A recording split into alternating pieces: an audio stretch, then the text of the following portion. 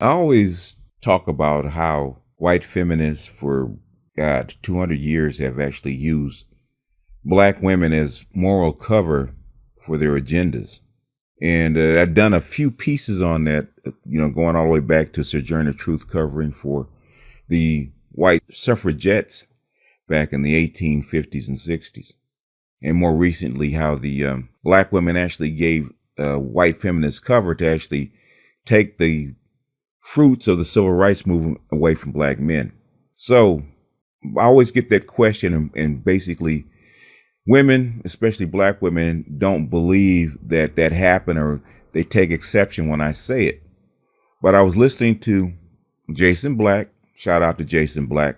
He was talking about the Me Too movement and how white women were doing exactly the same thing that they've been doing for the last 200 years. But I guess if it's not broke, don't fix it. How they have used a black woman's hashtag, Me Too, as cover for actually taking power away from white men while stepping over black men to do it. So when I heard it, I said, okay, damn the torpedoes. This piece has to go up. So I'm going to re-upload Jason Black's piece talking about Tarana Burke and Me Too, because like I say, if you can't say it better, let somebody else say it for you. And he did a great job, and I couldn't have said it better. So without further ado, I'm going to give you Jason Black, and don't forget to go out and get your tickets for Race War. Jason Black does excellent jobs. He has excellent documentaries. He puts a lot of work into it, and he has been a fortune teller. He has foresight, because I didn't think the race war thing was going to be as critical as it was, but it turns out with Trump in office and the things that are popping off just in the past few months, the man might be right. The man might just be a prophet. But anyway, without further ado, here's Jason Black talking about Tarana Burke and Me Too. This is another area where we end up losing as a people. And I wanted to give you a very quick reminder here of how easily we get played. And I've got a lot of things I need to weave together here, so have patience. We certainly do have time to put this all together here. Now, Neely Fuller, last year after the riots in Charlottesville, the white supremacist riots in Charlottesville, Neely Fuller had said that there was something he wanted to put in his book, that a rule he wanted to add to the book that wasn't in there, but had come to him after seeing what happened in Charlottesville, that the white supremacists always take both sides of an argument. They try to position themselves so that no matter which way things go, they can keep white supremacy intact. That's the way that they do it. They try to make sure that any which way it goes, white supremacy is going to be intact. As long as that is what is maintained, then that is going to be the thing that they were going to be, that they can live with. They've got you outmaneuvered. Before you even get in the game, they've got you outmaneuvered. You don't know where to go. You don't know what to do. And if you do figure it out, they want to position themselves so that by the time you do get there, they're ready for you. They're ready for you. By the time that you do get there, they're already ready for you. And one of the ways that this has manifested itself so well is in the so-called feminist movement. I mean, the only thing probably more stupid than a black person calling themselves a black conservative, what are you looking to conserve? A black Republican, whose Republic are you talking about? A black right-winger? Right-winger of what? The only thing more silly than that is when we come upon someone calling themselves a black feminist. That's probably the only thing that I've seen that is even dumber. Quite honestly, in all honesty, it's the only thing I've seen that would qualify as being dumber than that. Absolutely. And it's a bunch of people here who don't understand that, and I do get that. But there was something that I wanted to show you all here. there was something that I wanted to show you. And the reason I wanted to go into this is because for a long time now, the game that's been played, and has been one that we've been playing on ourselves. We're not really actually playing it with anybody else. It's just one that we're playing with ourselves. But the game that's been played here is we play this game where we're somehow going to go against the rest of black society, as it were.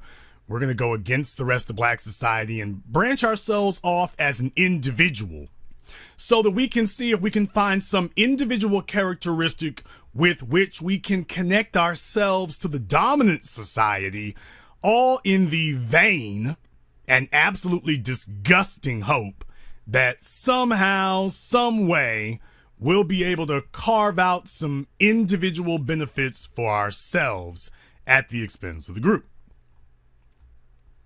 And that is typically what's going on now. Individuals trying to carve out individual benefits for themselves at the expense of the group. And so here we are with people calling themselves black feminists. And before you even enter the game, you've already been played. You've already been played before you enter the game. Now, what I had done was I had posted up an article. Here, and I want to give you all a very brief reminder. This is the creator of the so-called Me Too movement. The Tarana Burke, Tarana, which is 2/3 of tyrannical. Okay, half of tyrannical. Well, 2/3, yeah, tyrannical. Three quarters of tyrannical. Tarana Burke, 3/4 of tyrannical. She's the chick who created the Me Too hashtag, I guess, movement, or whatever you want to say there. This is the chick who did it. No, this picture is not photoshopped. Now, you can take a look at her and see why she would be very bitter and very angry with men's choices in women. But this is the chick who started that, and you can see why she would be very bitter and very angry with men and their choices, and particularly black men. You can see why that would be her predicament. But I want to show you something else now. Now, this is the chick who started the so-called Me Too hashtag movement. This is the chick who started it. But I want to show you something from September, a couple of months ago. And I want to see how the game is played. Because while black people, and specifically black women, have been out here playing this game, where we're going to ally yourselves with white feminists, the game that she was playing was creating a hashtag. Let me show you all the game that white women took this woman's so-called movement. Let me show you what they did with it. Well, what do you know? Now, this was from September here. This was from September, a little over a month ago. If you all remember, it's CBS, the CEO of CBS, Les Moonves. And in reality, there was a lot of backroom fighting that was going on. There was a lot of behind-the-scenes conflicts that were happening, and this really just left them open for them to be, taken advantage of. Really left them open for that. And he got himself run out of CBS because they said he was sexually harassing these women at the job and so on and so forth. And they say they're still doing an investigation. But here's the point about it. Take a look at that headline. This was from September when Les Moonves got kicked out of CBS. In addition to removing him, look what CBS said they wanted to do. We want to give $20 million, quote, to the Me Too movement. Now, they never explain who the Me Too movement is. Is it Tarana Burke? They didn't say they're going to give it to Tarana Burke. So who is this Me Too movement that's going to get $20 million? Now, this has been stated before by Dr. John Henry Clark. I know over the years that Tariq has mentioned this specifically in regard to feminists, that what happens is black women get out there as the shills and get out there as the cannon fodder. And what ends up happening is they sit up here and say, okay, we want you all to make, we want to say that we're oppressed like black people are, but when it's time to cut the check, don't go to the black folk, bring it over here to us. So if anyone wanted to see a living example right here, if you all want a living example that you can quote for the rest of your lives, if anybody tries to tell you that that's not actually what occurs, you're walking hand in hand with your white feminist masters, but when it's time to cut the check, when you're black, nobody's going to pay you anything. But for these white women, there will be a transfer of resources. And the white women say, give us the resources. So you all can see here, I just want to make sure that you all are very clear on this. This is the person who started the Me Too movement, Tarana Burke. This is her. But when CBS is going to cut the $20 million check, is the $20 million check going to be sent to her? Or is it going to be sent to Planned Parenthood? Is it going to be sent to Rosie O'Donnell? Is it going to be sent to Rose McGowan? Is it going to be sent to one of these white lesbian outlets? Where are, now that they've let you as a black woman sit up here and create this thing, do you realize that they have transformed it into a tool of white empowerment? Bill Cosby, they're going to transfer his wealth from him to a bunch of white women. Les Moonves, that $20 million they say is going to come out of his severance. What he's supposed to get paid out of the company, they say that $20 million is going to come out of that. They're going to take it out of Les Moonves' pay.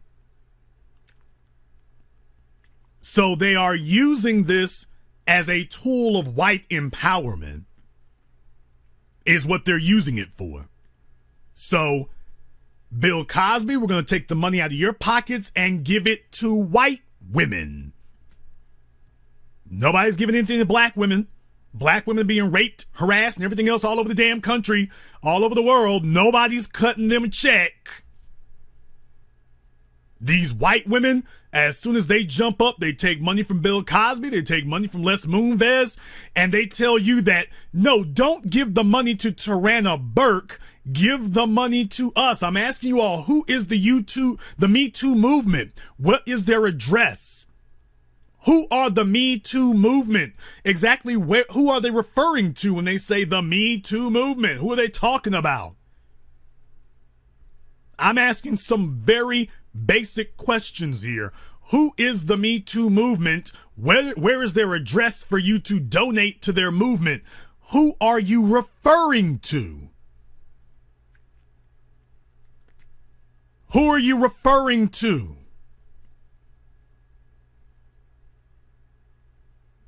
This is how black women got themselves played.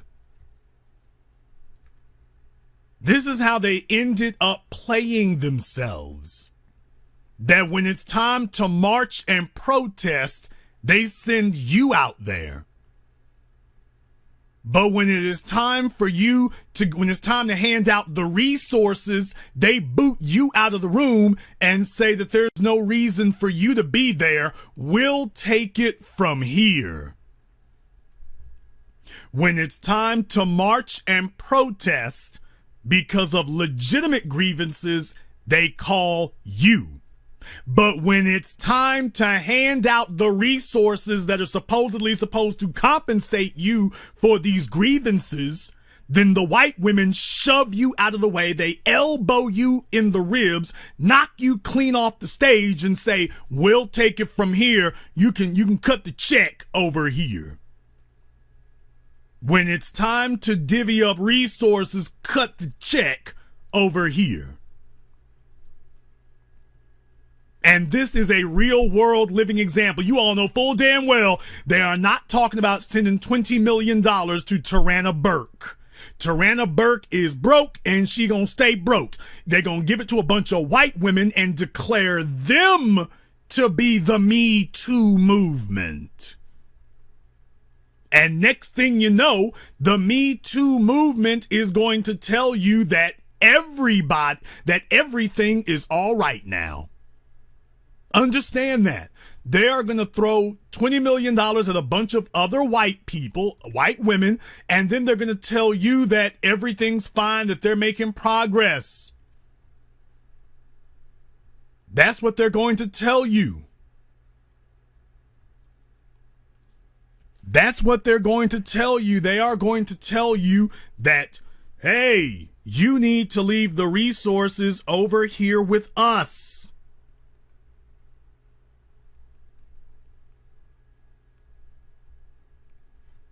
Now you've got a real world example. Now you got a real world example. A real world one. Right here in your faces where you can see it right here. If anybody ever tries to deny it, if anybody ever tries to say that that isn't what happened, if anyone tells you that we're just making it up, if anyone tries to tell you that that doesn't really happen, that where are these resources that black people have marched for, but that they give to everyone except black folk? This is what happens, and I want to talk to you, Tarana Burke. I want to talk to you and all of the other very bitter broads out there. I want to talk to you right now.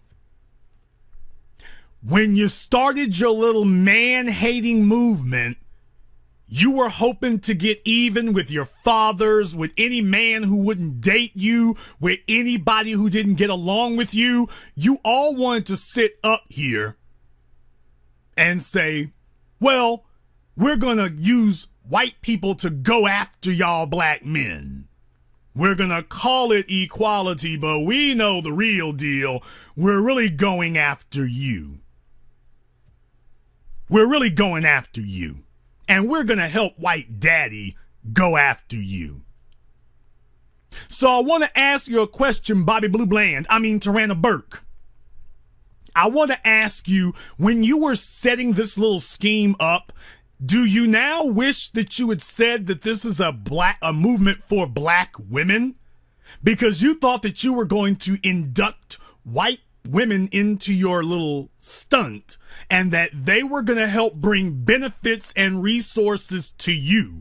Explain to me the benefits and resources that they brought to you. Explain it to me so we can find out.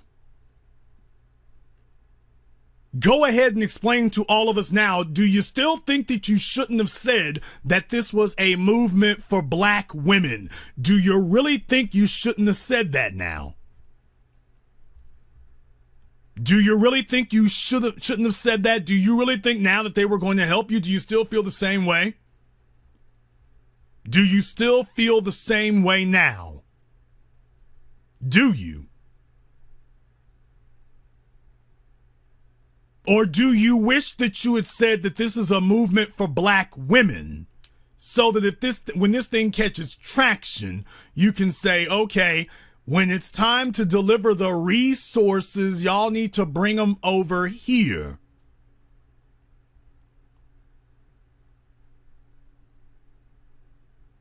That's the question I'm asking. Because this is how black folk get played everywhere. The so-called feminist movement, the immigrants' rights, feminism, gay rights. We go off here and march talking about, well, I'm black and I'm gay, I'm black and I'm a woman. And they use your legitimate grievance status, which is being black, get you to ignore your blackness and then help them to deliver resources into their hands. And so now white women have come along and hijacked this woman's movement. They hijacked all of her hard work, and the white women just became millionaires, and Tarana Burke is going back to singing the blues. Pardon the expression, Bobby Blue Bland. But she's going back to singing the blues. Now, she can be as angry as she wants to, and they can put her on the cover as many magazines as they want to, but when it's time to cut the check, they bypassed you and took it to the first white woman that they could find. They bypassed you and dropped it off there.